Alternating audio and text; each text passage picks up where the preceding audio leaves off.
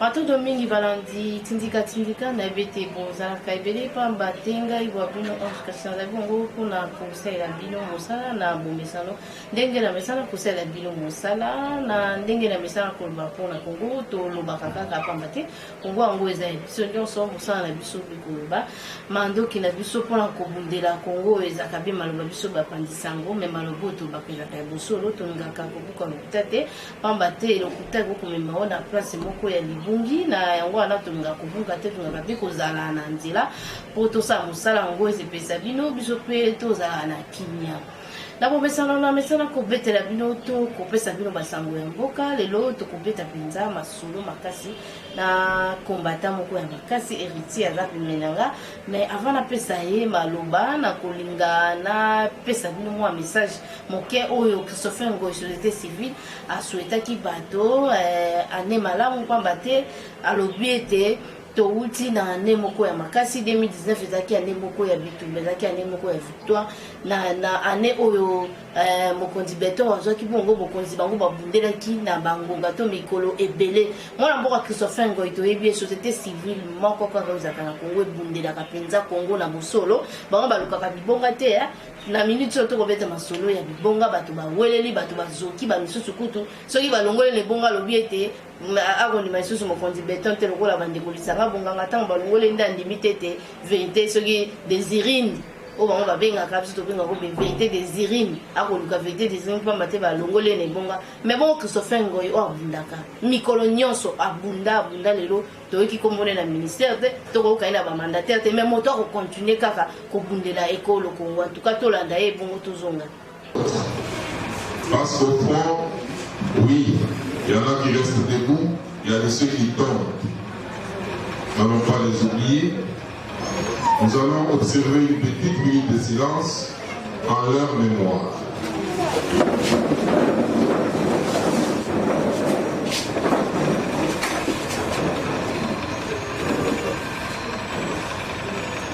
Je vous remercie. Nous allons également penser à tous ceux qui nous sont chers pour de diverses raisons se retrouvent aujourd'hui sur l'établi territoire national dans les prisons. Notre ami Emmanuel Paul venait d'en parler ici. Ils sont en train de subir ce qu'on appelle le calvaire, alors que la prison n'a pour vocation que de priver la liberté tout en garantissant tous les autres droits. Et aujourd'hui, la prison au Congo, du fait de la non-observance des principes de l'état de droit par certains animateurs d'institutions véreux, nous comptons les morts dans les prisons de la RDC. Gardons une pensée pieuse à tous ces amis, organisons-nous pour leur venir en aide quand ils en ont besoin. Nous pensons également à tous les malades qui sont dans les hôpitaux, qui ne peuvent pas accéder facilement aux soins appropriés, ni disposer des produits nécessaires à leurs soins pour qu'ils puissent retrouver la santé. Mes chers amis, l'année 2019 qui s'est terminée a marqué bien sûr l'avènement de l'alternance au sommet de l'État et la société civile RDC dès l'aube avait entrepris son travail à travers un atelier au centre Carter. Vous en rappelez. Parce que tout de suite nous avions pensé à la démarche de la réconciliation pour mettre toutes les filles et fils de la RDC ensemble, constituer un même élan tel que notre hymne national le recommande, afin de profiter au maximum l'opportunité de cette alternance qui a pour mission ou terme principal le peuple d'abord. C'est dans ce cheminement que nous avons entrepris lorsqu'il fallait qu'on suive les directives conclues d'un contrat social que nous avons eu avec le président de la République celui du changement de mentalité et de mode de gestion que nous avions demandé que le président de la République ne puisse plus remettre en scène tous les acteurs qui se sont illustrés par des actes de corruption, de détournement, de violation, de crimes économiques et autres, à travers une pétition qui avait réuni à peu près 20 000 signatures, qui fut remis entre les mains du directeur de cabinet du président de la République sous sa recommandation. Et cette pétition avait servi d'outil de travail ou de référence lors de la formation du gouvernement. C'est un fait social.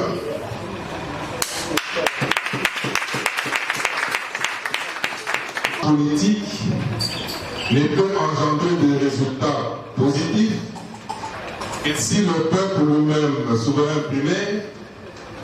puisse jouer le rôle d'acteur et de bénéficiaire des résultats, bien sûr.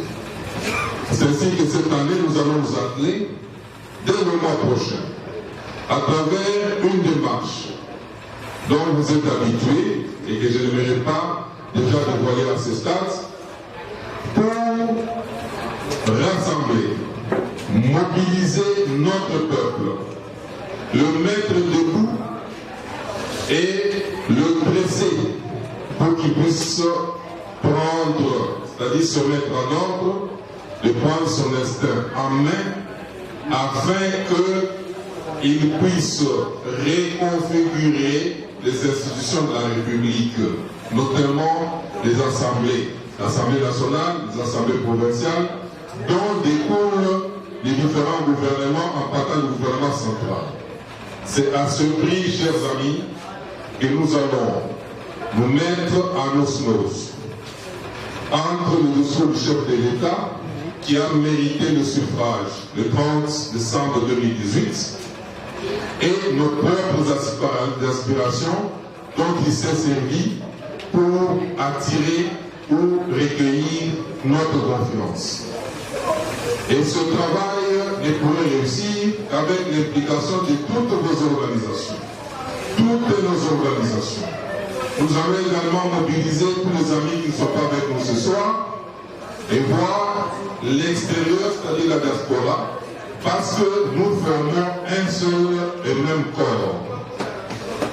Je ne n'aimerais pas abuser de votre confiance ce soir.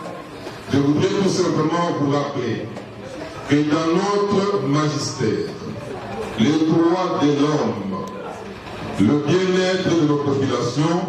constituent le fondement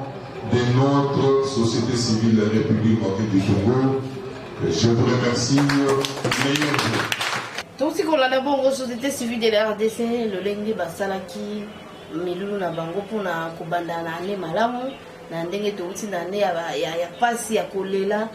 tuzi bokonzo to bandai ko luka, bokonzi ya kimia, to kokende makambo nyonso kine na kimia. En tout cas, na pesi penza longonya na société civile de la RDC baza penza babundi ya solo.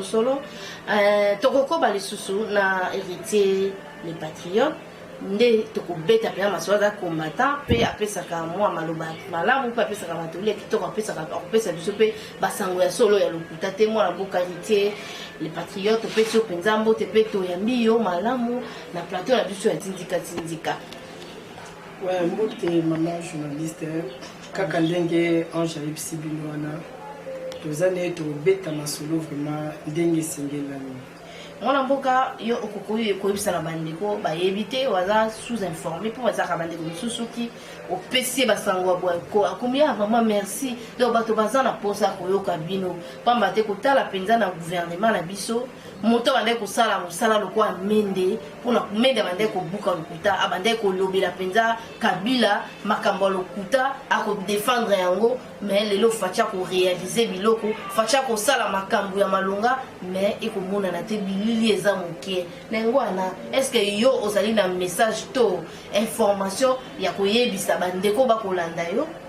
Oui, ba message. Pamba te nungu ezali to komona makambo penza facha zo bunda kota la fachi so ki to ba ko bunda te c'est que to za bando ki facha ko bunda pinza lolenga la ka ki ba imboka ite a usala musala ndenge sengeli mais ko la bande ko la biso ya FCC bango baza ba ko luka kaka ko bloquer to moni nomination ya ndiko Kyungu ministre portefeuille ya kobanga te tata beto azanani a éviter silence tata beto la kisaka nini na éviter mwana mboka pona yo oyambi yango lolenge nini pamba te ti lelo ndeko ko bouger te amoni fachi neti muninga na ye. Premièrement, nous allons répondre à nos ministre et à portefeuille. Ce qui est assez informé, à l'anda, discours, il y a président, lobby, tant que nous avons vivre na mekini ya poto, président a répondre bango na moko. Kutu likambu, ange ya makambu ya nomination, yandeko Kyungu wana, donc, eza elo morote tokoki ko beta susu liso nango parce que président a répondre bango ndenge esengeli po nazoka bazolo bela concernant ba blocage ba nomination président zo sala mais ezelo morote tokoki ko komisa nzembu ba tandis que tozana président o aza a tête ya pays po yemoko azo simba makamno surtout na maboko a répondre ki bango normalement ndenge et Sengelami na Londres à répondre à l'Obiboui. Ba nomination nyon surtout oye akosala.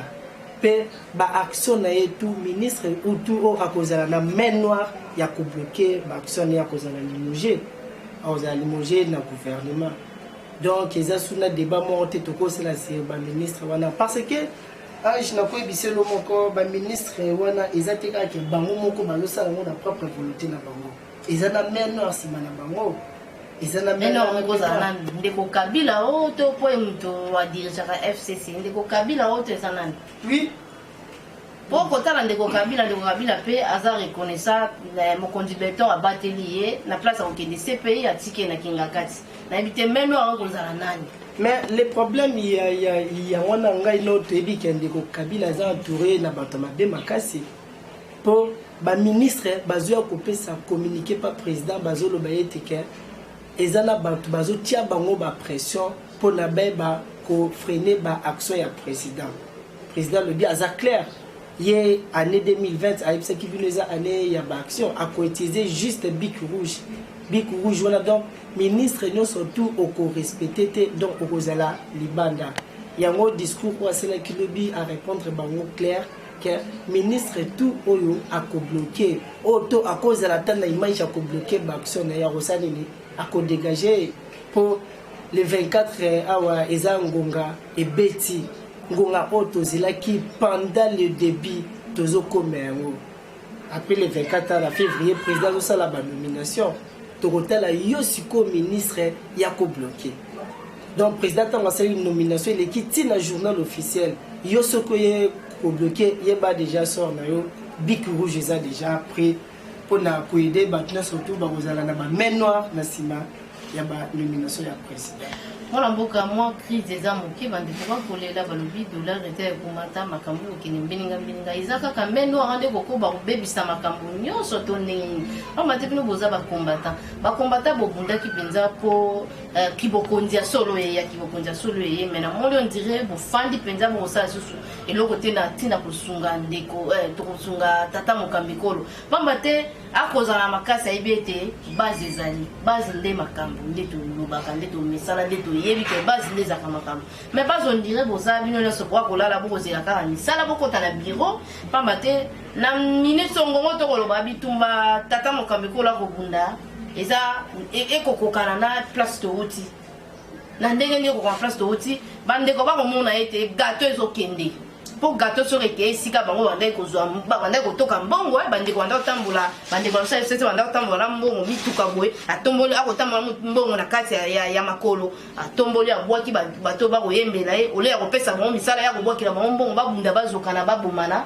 etali bango te l'essentiel kaka ya bwaka bakumisa kombo na eme tango bino boko botola gâteau ana bakobimisela bino makasi ya ndenge nini mais bino bofandi bino bakombata bobosani bokotaki gaz mpona bokonzi oyebi ete babatelaka bokonzi te. Oui, je vais répondre de place très bien. Comment ni ba combattant lelo ezate ndenge ozokanisa wana combattant lelo atambolaka na mot d'ordre ya parti. Donc, parti ce qui biso toza la kimia na makamno soto ezoleka bakombata bayebi bakombata baza koyeba nyonso to ezoleka na moko kombata zero ya kolala te soki kombata vandi kimia elingi kombata ya kombata kufi to kombata zoela ba poste to kombata non kombata za ya lala te toza presque chaque jour la partie wana toyebi baza GP ba makamno surtout ya partie de la politique actuelle les autres les l'union surtout combattre la tête pour répondre pour la crise le belli en boka to le commune à 1700 francs dollar étant pour la rater le Rwandais va nous sous bazo quand sa président a kobeta bato majipa dollar et ba j'ai bazo sala wana yako sala bambongo na banda pona to bien très bien très bien pour na ko informer ba combattant sous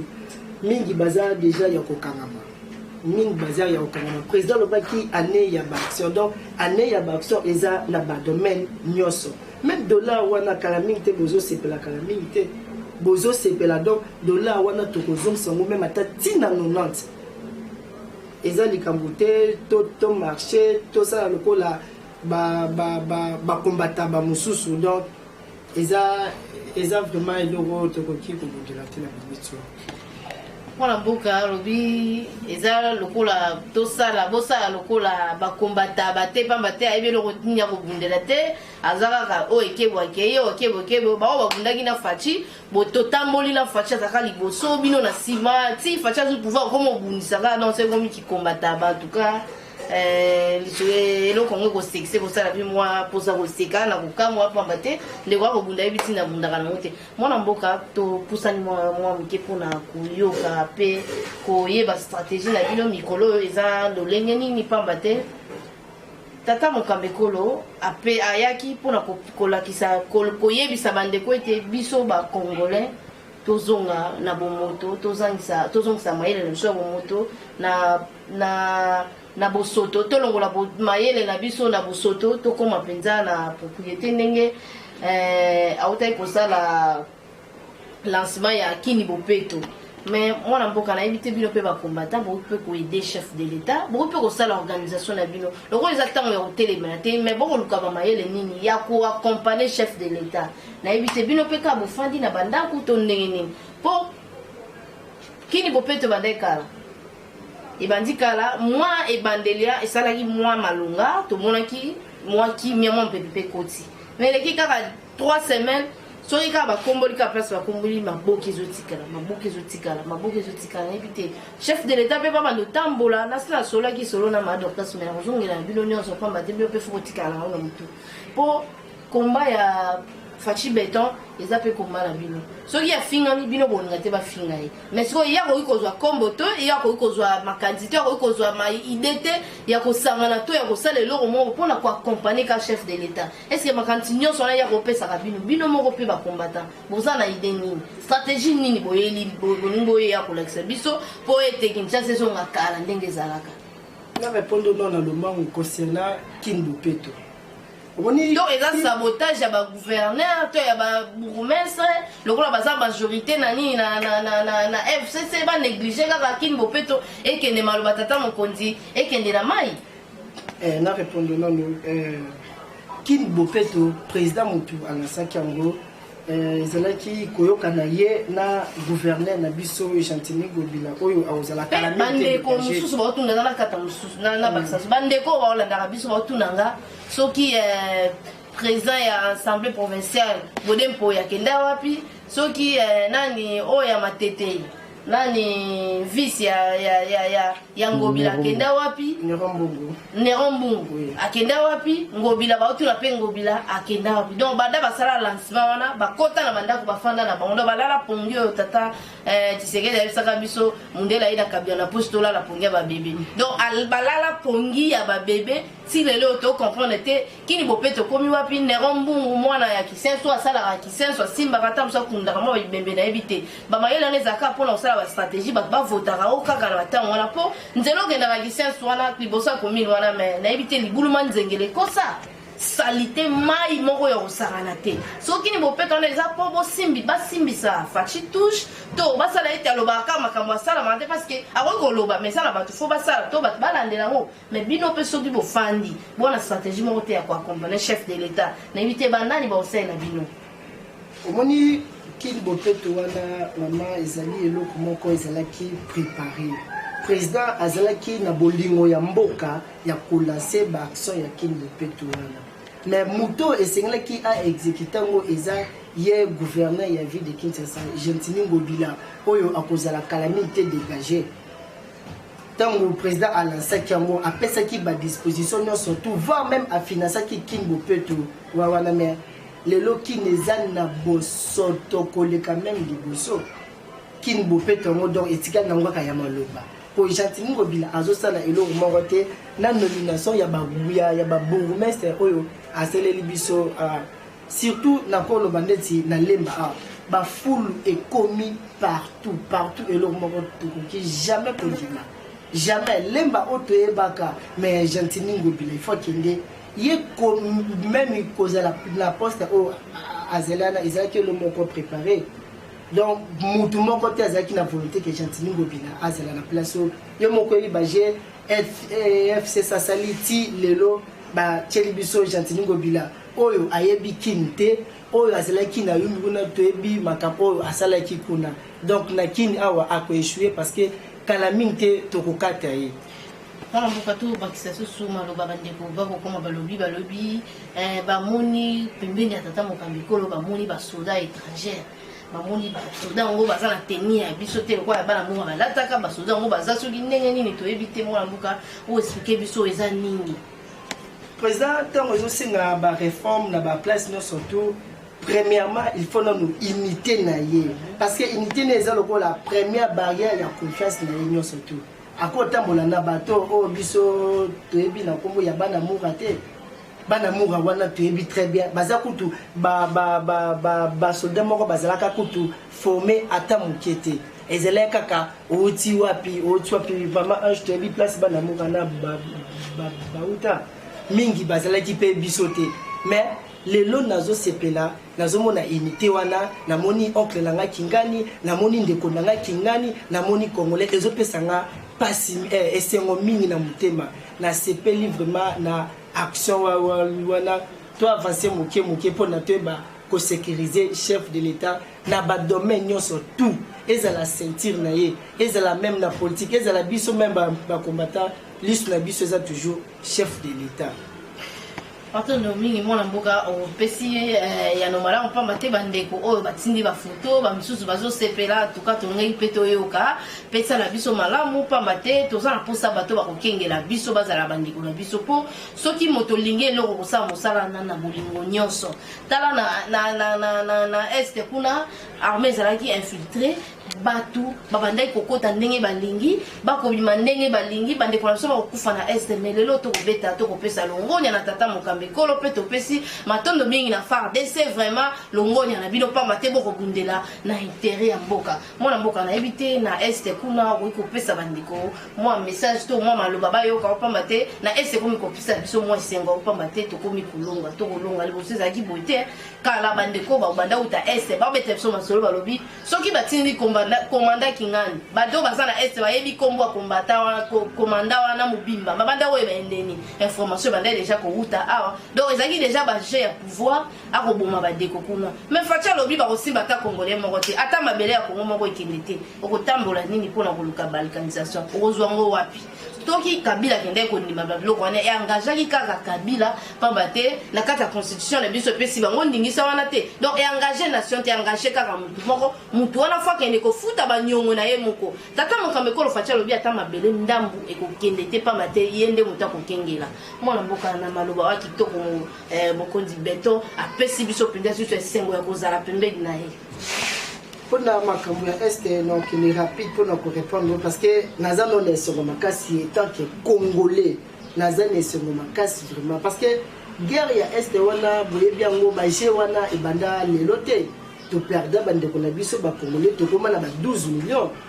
donc eza makamoko ebanda lelote ebanda utakala les lots ont tous président au azamwa na mboka au azana makila ya ba congolais et puis passe ya ba congolais aloba kinini a mettre fin na guerre wana mais les lots congolais ne sont pas ça c'est pas parce que ayoki et ya no oyo FARDC na biso basali Madina les lots a récupéré je n'ai pas pu expliquer Madina eza loko la place eza quartier général ya ba ADF place babane ko vanda na basi na bango na bana na bango donc ba créer qui vraiment bokana lokola ya bango mais les oui kana bango lelo na zo pesa information Madina wana eza récupérer FARDC drapeau ya mboka nanga o esali 20 ans ezala kampanzi wana ke lelo drapeau eza ya côté lima mais lelo Fridolin Monseigneur Fridolin Mbongo azua ko beta lisolo ya balkanisation yo zo beta la biso campagne ya balkanisation mais la kisa biso place bakati ongo la kisa biso donc yena bande ko na ye muzitu na Martin Fayulu mais eza passe makasi eza passe makasi ko ina mboka tina niveau oyo FARDC azo gagné azo botola la place surtout nani akangaki ba rebelle bakangaki mais lelo bozo memela ba campagne ya balkanisation eza normal te eza normal ata monkete bandi ko bazana ba preuve te ke tata Fachi andimi ko kabola mboka bango ba ko funda ika président Fachi lobi alobi yango eza ba diabolisation mama alobi tant que kozala toujours président ya mboko ata centimètre mon côté ya mboko et kozala ya okatana donc siko balkanisation bozo bango pourquoi ezala ki jeune bango pona koluka ko dialoguer pona ko kabola pouvoir mais président ainsi bino dialogue exacté donc par exemple pour ça dialogue rendez-vous na 2023 est normal président alobi compétition mususu ezozela biso na 2023 au lieu ya koyala ba campagne ya balkanisation ya non tous la sérieux la série Congo bakati yango wapi tozo luka place bakati ole kutunde ko Fridolin Mbongo bango baza basango bango balingaka ete babola bazala pembe na bango basungaka babola ole kutia landela gratuité ndenge ni we ko simba pamba te ba maman bazaka na makoki ya kotangisa bana te batangisa bana na ofele pe alandela lolenge docteur était longonda lobi alingacha pe santé gratuit ole ko sala ta campagne ya bongo pour makambo bongo ekende liboso mende ko Fridolin Mbongo bosana ete bango bazala pembeni ya babola bango bakomi susu kokotya mobulu na kati ya mboka penza mama Ange il faut koyeba ke Fachi azombisa makasi bato bayinie eza te kaka bato ya libanda voire même na bandeko ne moko o abundaki na bango lelo Fachi azosala ba action moko o eza clair gratuité yango eza réussite mobimba ngai nazala bato baleki na nga moko bazotango fele grâce à Fachi siko yo oyo na ba campagne mususu ya koluka ko déstabiliser mutu oyo aza déjà na voix kitoko azokenda ba bloko moko na bandeko na bana bandeko Fridolin Mbongo bazotanga oui bazotanga ofele bango tout na ya muzitu na ndeko Fayulu eza vraiment ki mutema mabe makasi donc tokoki ko tika peuple na biso te azala toujours la écoute ya bateau bazoluka ko déstabiliser ba action ya chef de l'état pourquoi tant to lancé 2020 année ya action la muka etomboki FCC etomboki donc nazomona déjà lien moko za na kati na bango mi bale wana président pona babundise kaka le côté la muka mais hasard partout na FCC na la muka bayokani basangani ko bundisa mutu moko mais babo sanate Félix azana population donc population eza biso nde totindaka bato na institution donc député national au ministre eza volonté ya population nde totindaka bango les jours oyo les mêmes populations a se décider que alongola bato wana population za très fort donc mutu moko te akoki kokale donc eza bilo moko mama Ange ba distraction ezoya makasi après lancement ya année ya action après la semaine dernière il y a action le toki campagne ya balkanisation toki ba campagne ya bloc belé mais tokoti ka peuple na biso te azala instrumentaliser na ba parole ya ba politicien oyo bazo étouffer chef de l'état mwana mboka tokomi na suka mwa maloba ya koyebisa bandeko bakolanda biso partout bisika bozwami libanda ya mboka pe na kati ya mboka mwa maloba to eloko nini kokoyisa bango pamba te tokomi mpenza na suka ya manaka na biso ya bokola lelo Moi yasuka ezali boye Congolais komitika te ozala instrumentaliser na ba parti politique. Non. Président azana vision makasi pour na mboka oyo. Donc abandaki déjà kosala makambo minene pour na mboka oyo. Pourquoi le lobo c'est la table analyse bo meka ko comprendre guerre oyo ebandi kaka tango makambo malam e comme salama. Guerre oyo ebandi tango ba ki ba investir ba comme ya tant président a annoncé la réforme de l'institution, tant président a annoncé la nomination, il y a un mandataire de la guerre commis. Là, je vais savoir nos messages, mon corps, tous là, mot d'ordre, oyo, parti à couper sa biso, pour nous côté les malisusu. Bobo, c'est mission na biso, et ça pour veiller surtout la présidente, tout la mise moko likolo wana. To veiller toujours pour la présidente, la PC, ba combattre surtout mbote o ba kolanda ngai na bande ko na biso tout ya poto tout boza la kila. Président alobi a ko aider kanabino surtout côté la douane pour na boza la na posé wati na biloko na Congo. Alobi douane na kota la a hôtel voir même pour na ba passeport donc a ko kitise la bino ba biloko tout wana boza la calme. Mais l'aéroport on peut ba bon l'équipe hein. Oui, il y a moi c'est pour cela nangaki pena fongola point moko au président lobaki tokosala audit ya GoPass banda 2009 ti lelo na 2020 mbongo wana président apesi message à lobi boyi mbongo wana eza mabete kozwa mbongo ya GoPass mais les problèmes eza musala nini GoPass esala na mboka na biso mbongo o bazwa na basala nango nini. C'est pour cela il y a un audit et que ça la batu nyonso tout te bibino déjà ba komona bino nyonso tout o boliambo ngo paswana boko kangama mwana mboka pesa numéro no na lombango ba baza na pusa ya kubenga to ya kozala informer na WhatsApp na yo ko pesa pona bandeko ba meka ko benga to ko komela yo. Oui, naza na ba compte presque tout na WhatsApp na ngai numéro za 099 44 68 309 099 44 68 309 Bobo Santé Eza plus 243 na Twitter na ngai na koma kombo ya héritier les patriotes na lobelaka toujours mboka donc bobo mangai mais mboka ekende liboso matondo mingi mwana mboka héritier les patriotes penda pesa penza e mayele to vine mo bakona mami matali penza Congo en tout cas to pesi longo na mingi na tata mokambe kolo pamba te Congo akomona Congo lokola bébé na ye amemi Congo ko ya te Congo kende be liboso en tout cas na bino nyonso bokolanda boyoki ndeko les patriotes alobi penza mambia kitoko o etali penza mboka tokomi na suka tokopesa matondo mingi na bandeko nyonso basi ba mesala na tindika pamba te siko tozaka nde masolo to basango ya bosolo biso tobukaka lokuta te lokuta eza mboka na biso te tobukaka lokuta te na pesi matondo mingi na bayeba kamba ka chaîne na biso papi Kelina Rifin Kisombe na pesi susu matondo mingi na biumbu ozaki si ma caméra na bilili yo ba montaka Mike Moko réalisateur à makasi atindika en tout cas Mike na pesi matondo mingi pete kutani mbala sima.